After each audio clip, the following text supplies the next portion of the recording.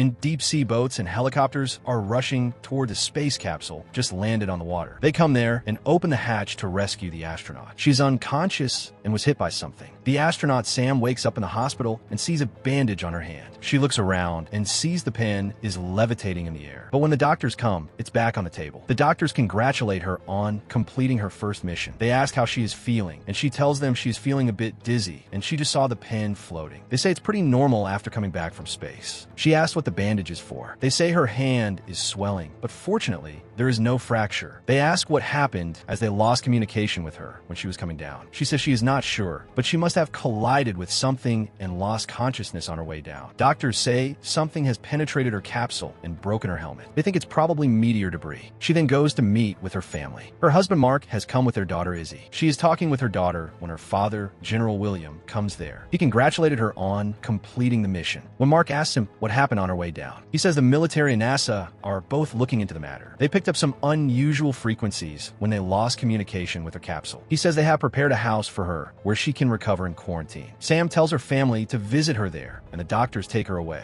She arrived at the house. Dr. Michelle meets with her and gives her a tour of the house. She says it is very remote. There is no house near it. It's mainly used for housing the diplomats. She shows her a telescope which she can use to look at the sky. While using it, she gets a headache. Dr. Michelle comes to tend her and says breathe. After getting better, she says it's common for astronauts to take time to adjust to gravity. She says they will do a routine checkup on her until she recovers. They will even postpone her next mission if she doesn't recover. But she gets a bit worried as she wants to go back to the space. After the doctor leaves, she starts to check his family album when she sees that she is bleeding through her nose. As she tries to tend to her when her friend Val calls her, she greets and congratulates her. While talking, she notices something, but there is nothing. She tells her about her symptoms. Val advises her not to report everything to the doctor, as they may determine her unfit to travel to space. And with her experience, she thinks most of the symptoms will go away with time. After she hangs up, the light starts to flicker and she hears something. She goes out to check and finds a trace of something going towards the open door. She goes to the balcony and with the telescope,